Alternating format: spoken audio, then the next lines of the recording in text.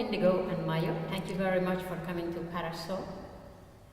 As you know, we have come together to talk about the exhibition of Heidi at Parasol unit, an exhibition which is based on her later work, the last 20 years of her artistic practice, from the early 70s to early 90s, 93, when she unfortunately passed away. And these are mainly works that she called Häutungen or skinnies, as is translated into English.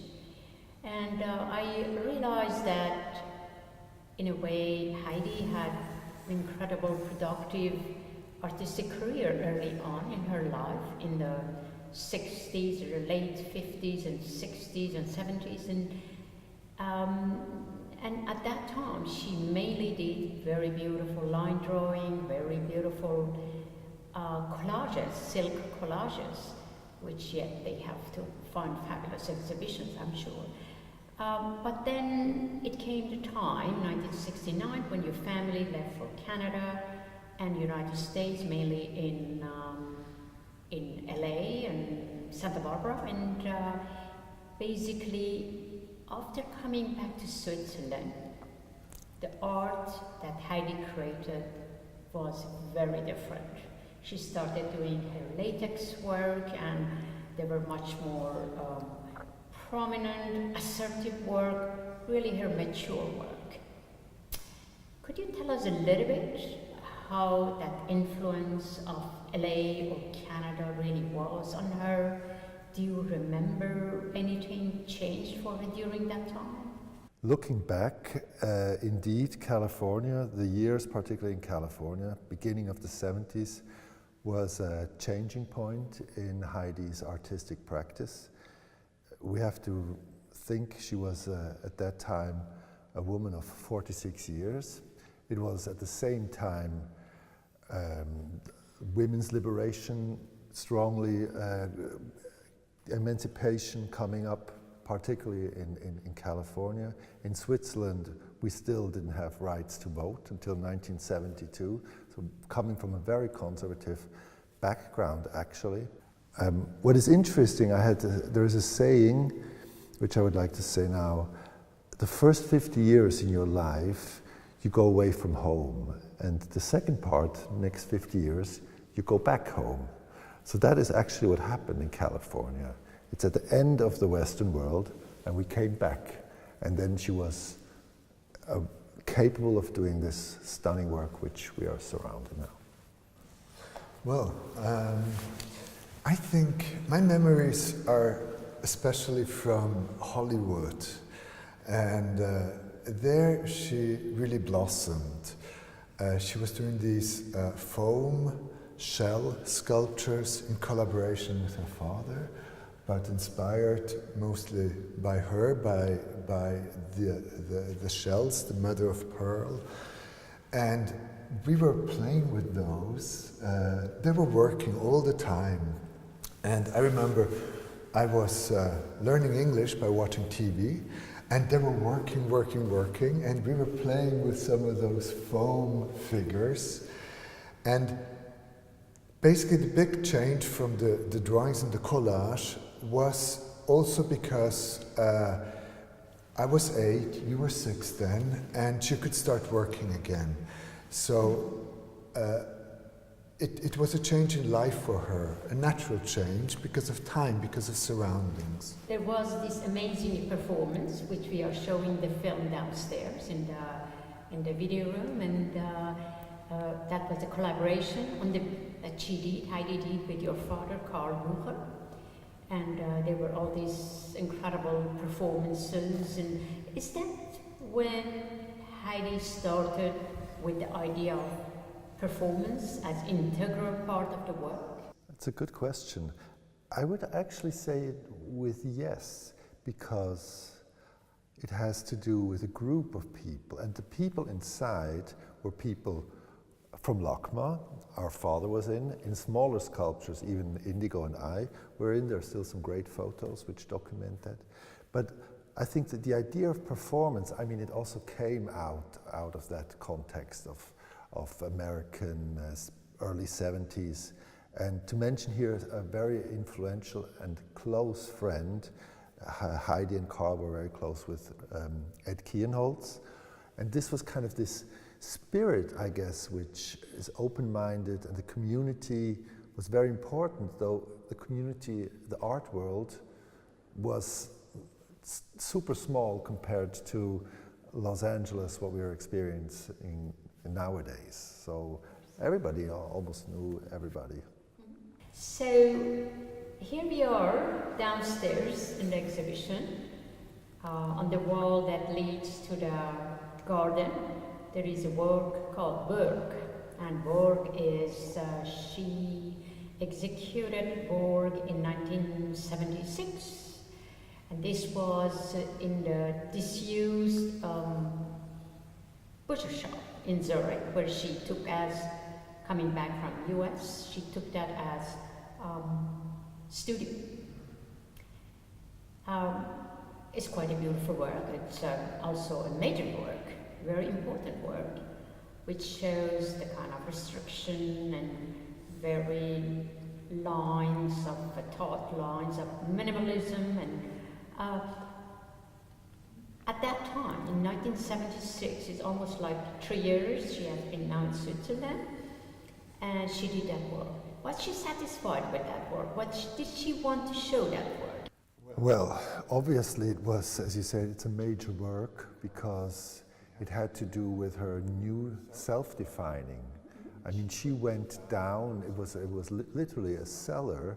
We were living upstairs in the former butcher shop. Indigo and I and our mother, they separated, our parents, and she was kind of in the basement, struggling to become the artist we all know now. And it is really the core of the experience of taking off the architecture and even of a place which has a very dark side. I mean, a butchery, freezing room is something really creepy on one side, but she did not only document that, but she also transformed it to what you say, an ambivalent, beautiful thing. It's interesting that also during that mid-70s she did this beautiful glue house, the 4 glue houses, which also have this very restrictive, minimalist element about them, very architectural in a way.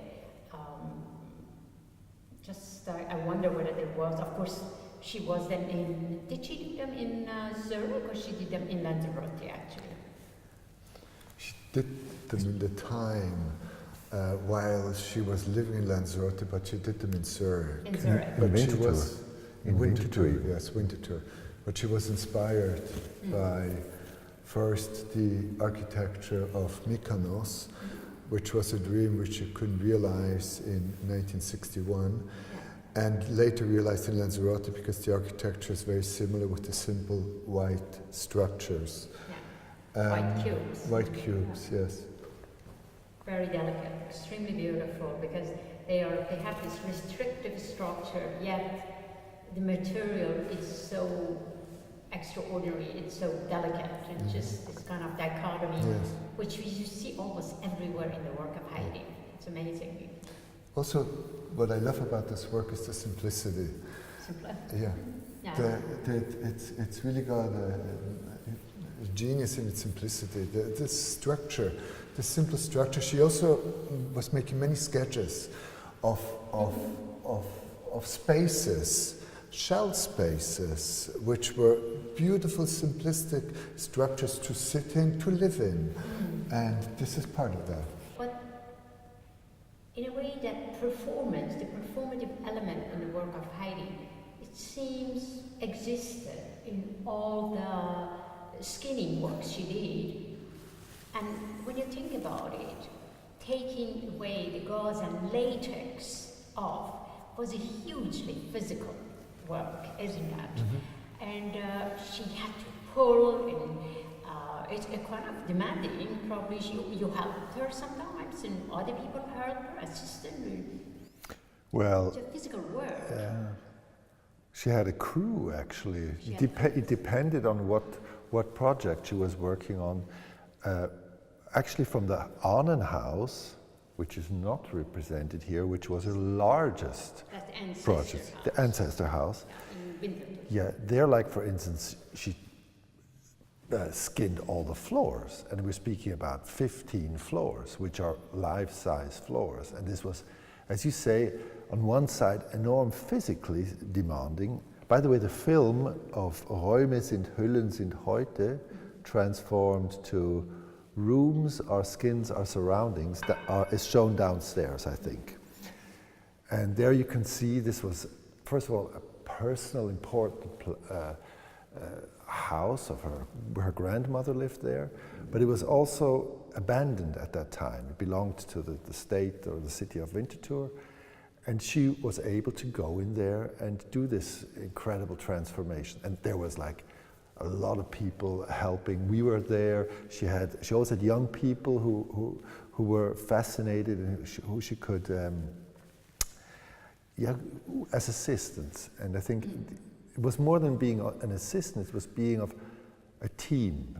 And the film we are showing in the small room, the video room here at Parasol, in a way is documentation of the work, but luckily they exist because it shows how performance was integral part of the work for Heidi, in a way that taking away this, taking off this latex from the walls and object, this was such an important part of the work. And yes, they exist object as they are, but there is a whole, without those films, without us realizing actually that there was this performative element which was integral part of them, the work is not complete. Yeah. In a very natural way, though, in a very natural way. It's the skinning, it's leaving behind the past and emptying the spaces and preparing yourself for preparing your future, taking control over your situation. For example, I think one of the works that I just, of course, is in the cover of the publication also.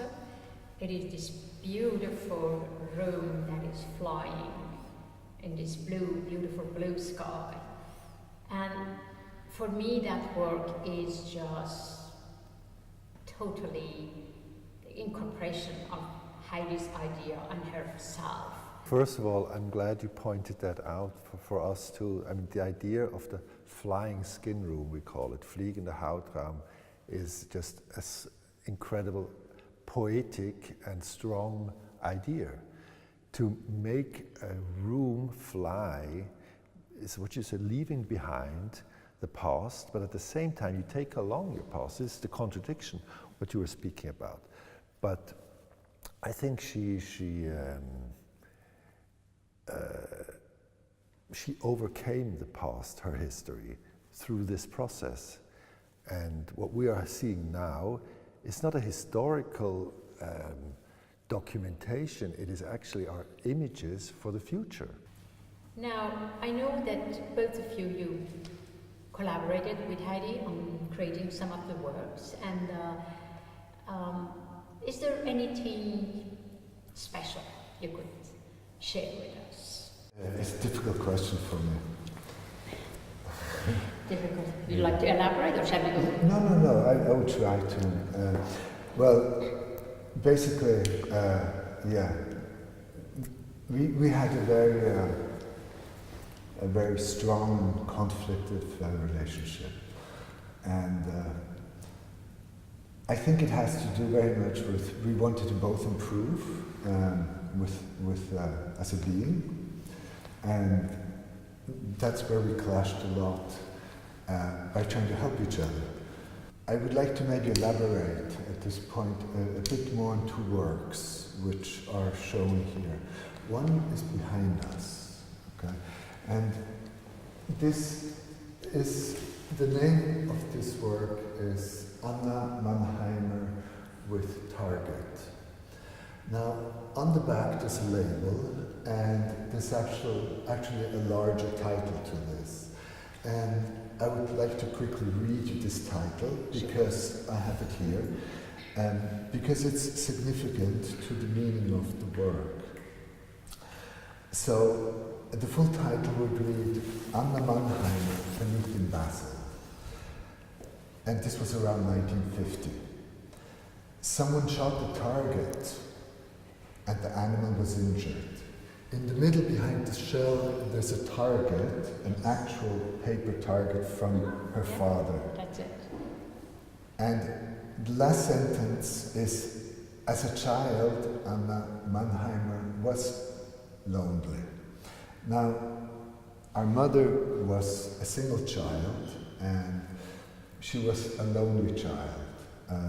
She was expected to be somebody she was not, and she struggled her whole life with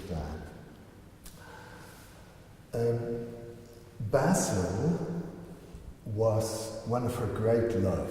He was from Britain and he was a British officer. 1950, when the target was shot and he was injured, this was actually Basil got injured in the Second World War, and maybe this has to do something with that as well. So this work has so many meanings for me and interpretation, also because of its symbolism, but also because of its simplicity and beauty. Yes. And the other work I'd like to comment on is the work at the end. It's maybe her last great work, which that's what I call it. And it's called La Vida e Muerte, which is life and death. 1992, thank you. Yes, and this was 75. So one of the earliest works here, or maybe the earliest, together with these two. And this work with this wood trunk, with the two bags, post bags, with a label where she put the title and signed it. And the upper part is life, and then the lower part is death. Inside these bags is lava ash from Lanzarote, where she also made this, 1 year before she passed away, knowing that she was gonna, she passed away of cancer a year later, and she knew that she didn't have much time left.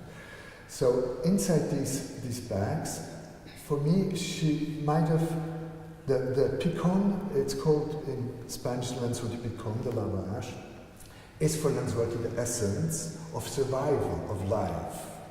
So she filled these two bags with that, and this for me is like a ticket to life, but also for living life. The last journey. Yes. Mm. Well, that is extremely beautiful, extremely moving, extremely informative for all of us, and I'm sure the audience who will come to the exhibition will really take your words very preciously to encounter the exhibition and understand better the work of Heidi. And thank you very much, Indigo and Mayo, for being with us. Thank you. Ziba, I would like to thank you from the bottom of my heart for doing this exhibition and having us here today. Thank you. Thanks. I thank you for these words, which I have nothing more to say than share them with you. Thank you very much. Thank you. Wonderful exhibition. Thank you. The essence of Heidi you got. Thank you.